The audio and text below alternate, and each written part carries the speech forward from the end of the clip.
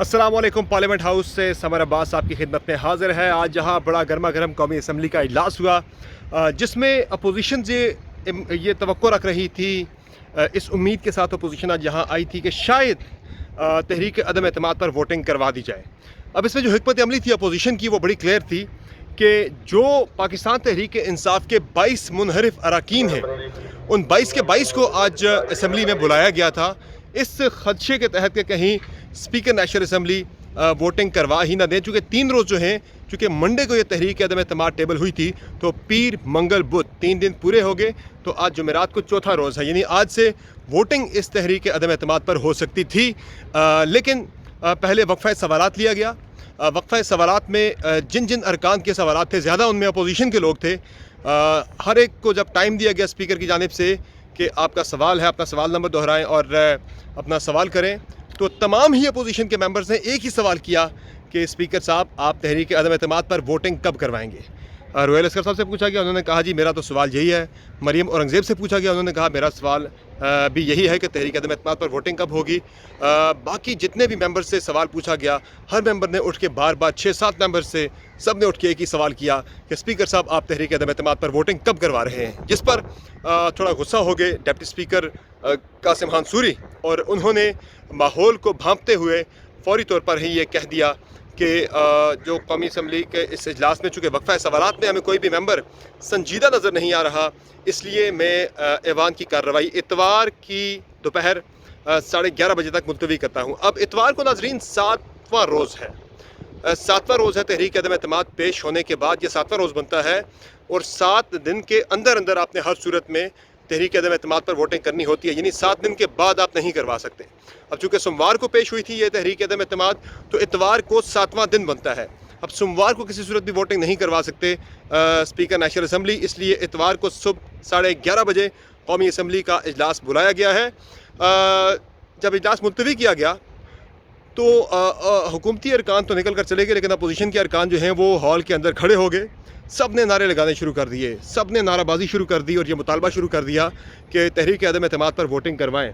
अब जो हुकूमती लोग हैं, वो वज़रा, वो प्राइम मिनिस्टर साहब, जो 1 हफ़्ता 10 दिन पहले तक बड़े ही इत्मीनान के साथ, बड़े दावे के साथ ललकार के कहते थे अपोजिशन को कि इमरान खान साहब खुद कहते थे कि आपने बड़ा एहसान कर दिया है मुझ पर यह तहरीक अदम एतमाद लाकर।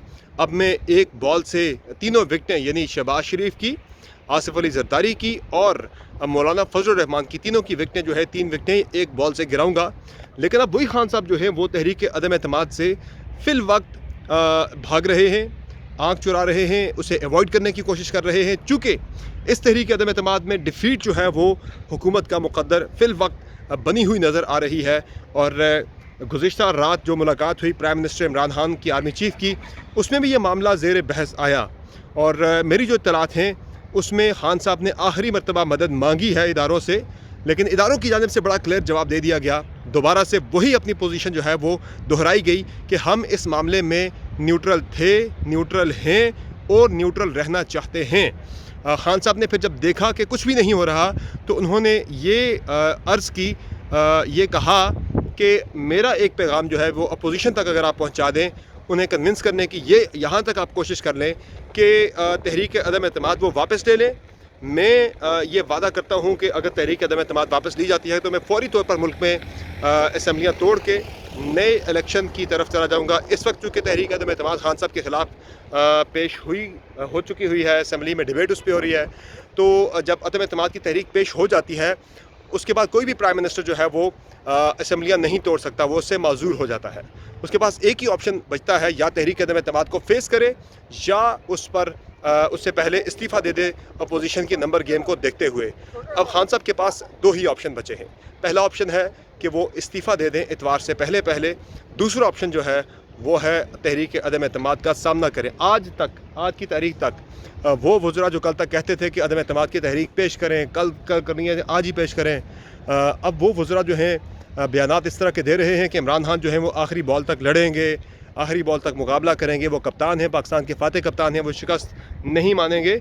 लेकिन लगता है कि यही वज़रा कल तक जो है खान साहब को ये मशवरा दे रहे हों कि खान साहब इज़्ज़त से मुस्तफ़ी होकर घर चले जाएँ। चूँकि तहरीक अदम एतमाद में तो बड़ा क्लियर नज़र आ रहा है कि खान साहब जो हैं वो अब शिकस्त खाते नज़र आ रहे हैं। चूँकि अपोजिशन का जो नंबर है वो इस वक्त वो 199 पर पहुंच चुका है। 199 मेंबर जो हैं वो अपोजिशन के कैंप में हैं और 142 अरकान जो हैं वो इस वक्त अपोजिशन हुकूमती कैंप में मौजूद हैं। GDA की बातचीत चल रही है, वो भी हुकूमत से अलग हो सकती है, लेकिन ऐसा नज़र नहीं आ रहा। आज असम्बली के अंदर थोड़ा सा ये खबरें चली मीडिया पे कि खालिद मक्सी साहब जो कि MNA हैं, पार्लिमानी लीडर हैं बलूचिस्तान अवामी पार्टी के, उनको परवेज़ खटक साहब ने धक्का दिया।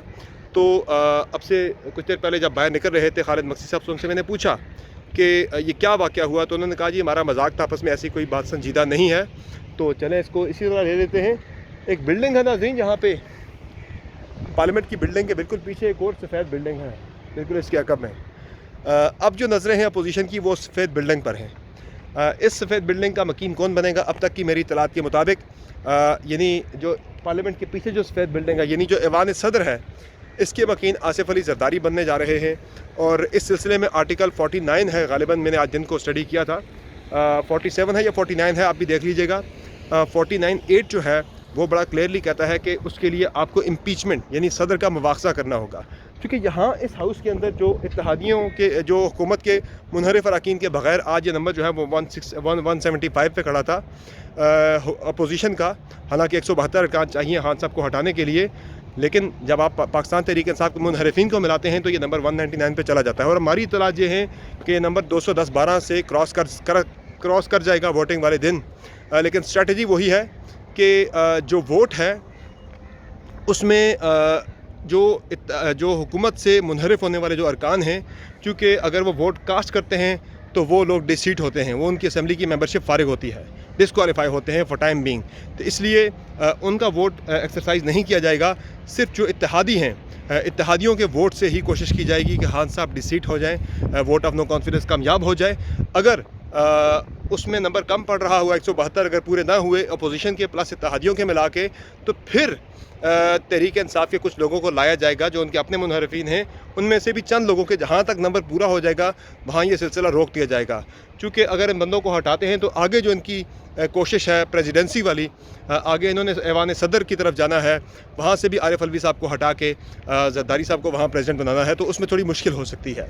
तो मेरी ये खबर है, मैं आपको ये खबर दे रहा हूँ कि आसिफ अली जरदारी जो हैं वो अगले प्रेसिडेंट बनने जा रहे हैं। अगर ये तहरीक अदम-ए-एतमाद कामयाब होती है, उसके लिए प्रोसीजर ये है कि 2 असम्बलीज़, चूँकि सदर का इंतखाब 4 सूबाई असम्बलीज़ और नेशनल असम्बली करती है, ये इनका इलेक्टरल कॉलेज होता है। 2 इलेक्टरल कॉलेज में से 2 असम्बलीज़ अगर रेजोल्यूशन पास करती हैं तो मुवाखज़ा शुरू हो जाता है। मुवाखज़ा शुरू होने के बाद जब नेशनल असम्बली और सेनेट की जॉइंट सिटिंग जो है वो उसकी 2/3 मेजॉरिटी अगर वोट कर दे तो प्रेसिडेंट जो है वो इम्पीच हो जाते हैं, वो अपने ओहदे पर नहीं रहते। फिर नए सदर का इलेक्शन जो है वो उसी प्रोसीजर के तहत होगा। 4 सूबाई असम्बलियाँ और कौमी असम्बली उनका इलेक्ट्रल कॉलेज होगी, यहाँ से वोट होगा, जो सिंपल मेजॉरिटी लेगा वो प्रेसिडेंट ऑफ पाकिस्तान बन जाएगा। KP में एक फॉरवर्ड ब्लॉक बन रहा है 45 अरकान का, वहाँ से अगले सदर के इंतखाब के लिए ये चीज़ काम आएगी।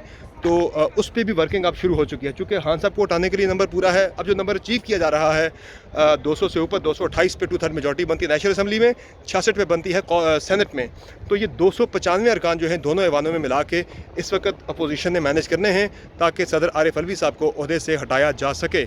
और इस अदम-ए-एतमाद के फ़ौरन बाद जो अगला टारगेट होंगे वो आरिफ अलवी साहब होंगे। और प्राइम मिनिस्टर फिल वक्त शहबाज शरीफ साहब कैंडिडेट हैं, और CM के कैंडिडेट जो हैं वो हमजा शहबाज जो हैं पंजाब के वज़ीर आला के कैंडिडेट के लिए वो सबसे मजबूत उम्मीदवार सामने आए हैं। और यही इम्कान है कि हमजा शहबाज पंजाब के अगले वज़ीर आला बन जाएँ और उनके वालिद शहबाज शरीफ साहब जो हैं वो पाकिस्तान के प्राइम मिनिस्टर बन जाएँ।